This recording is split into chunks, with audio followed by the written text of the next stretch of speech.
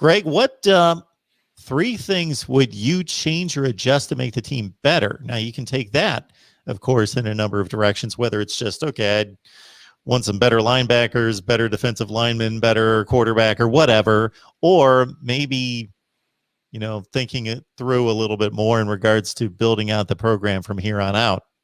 Yeah, any which way you want to take that one. We won't take the easy way out of that one at all. With this team, with what they're building, they're finally getting the numbers of guys in there that they need, the type of athletes that they need. And the big thing is that they've got these guys developing their bodies the way they needed to. All of those other freeloaders are gone now. Because it was bad. It was really bad when Frost and company got here. Guys weren't even lifting weights. Guys were just eating whatever they wanted to on their own, not even going to the training table and stuff. So, it was a disaster. So now that they start to get the bodies in here that they need, definitely most of what the three things that I'm going to come up with are all on the offensive side of the ball.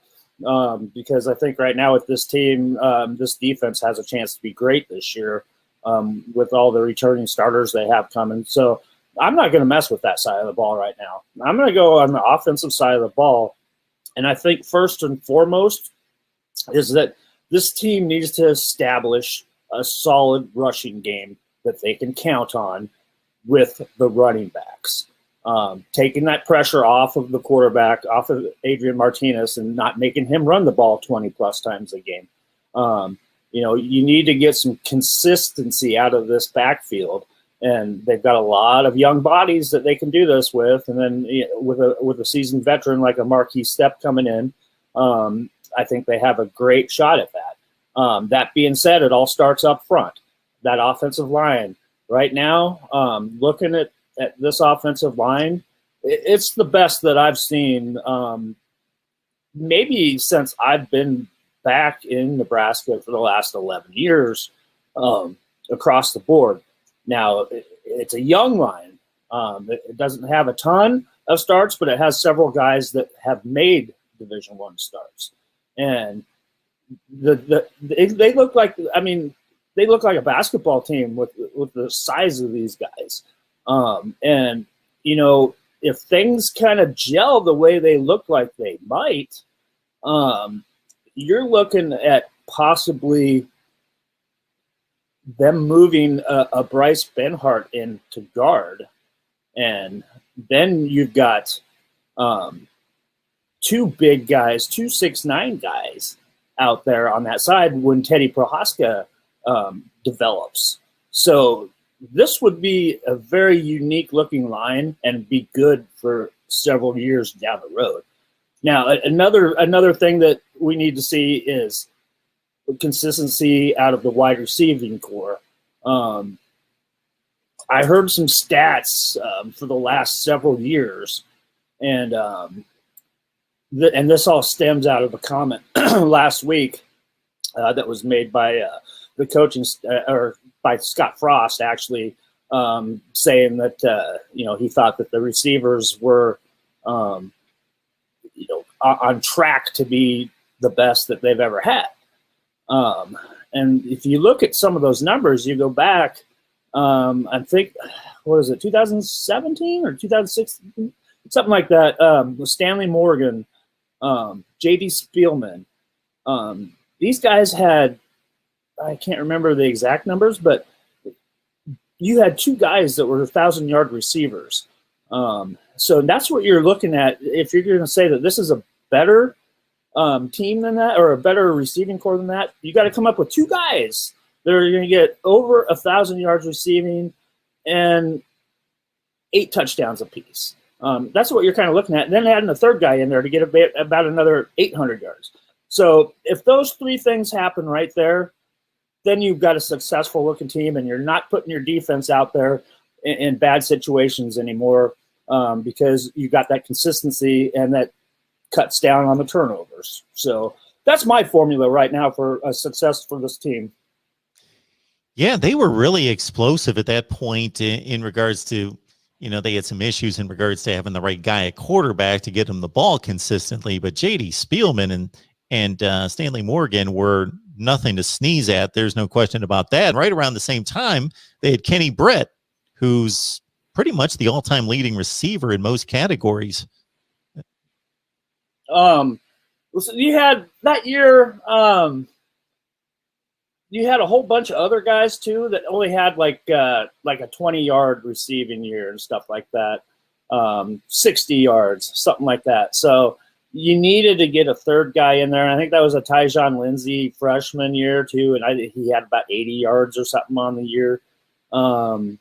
So yeah, you've had a number of guys over the years, but you just don't have a bulk load of guys that are, putting up some of those big numbers. And, it looks like this is the year that you're going to start seeing that kind of, talent out there on the field and see some receivers that can really put up some numbers along with the tight ends.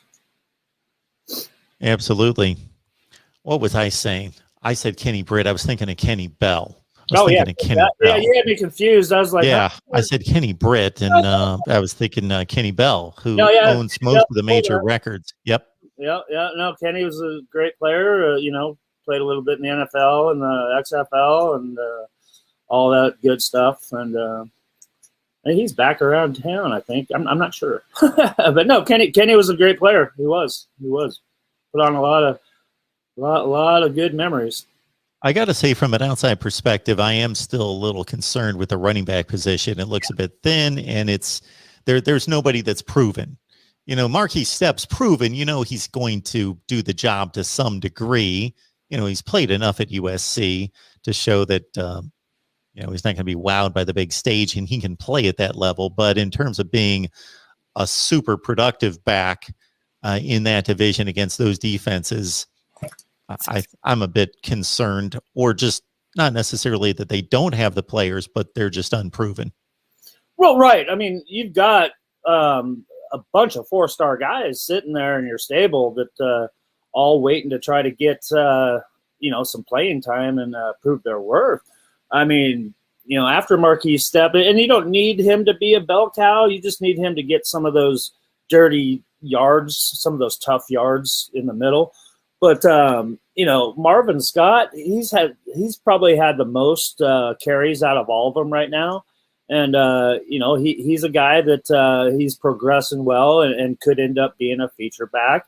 You got Ronald Tompkins and Ramir Johnson, two guys that have been around now for a couple of years, and haven't not got a lot of playing time due to injuries and other situations. And then you got a Savion Morrison, same vote for him. And then incoming freshman Gabe Urban. So those guys are all 4-star backs that, a lot of talent, a lot of success in high school, and all guys chomping at the bit to get out there and to show them that they can be the next big thing here in Nebraska. Jacquez Yant is the guy that splashed a little bit in spring camp, and certainly you've talked about him in the last few weeks, and Moonbot is on the bandwagon there too. Oh God, I mean, I forget about Jacquez Yant, and it's because I haven't seen a practice since last Saturday. But my God, yeah, this guy, he's a guy. I mean, he had all kinds of Power 5 offers until his grade issues got the best of him, and holy cow, this guy is impressive. He's all at 255, 260 pounds, and he's fast. He's 6'2" and a half. Just a big load, and I'm shocked about how he can move. And apparently he's been picking things up really well. And just to quote tight ends coach Sean Beckton, says that we don't even consider him a walk-on. He's a scholarship player. He will be a scholarship player if he keeps this up. He'll be a scholarship player real soon here. So, I totally forgot about him, and I can't believe I did, because this guy, you got to keep your eye on him, because he could put them all to shame and and the kind of thing that all of a sudden you see these 4-star guys transferring out looking for playing time. So, yeah, look out for Jacquez Yant.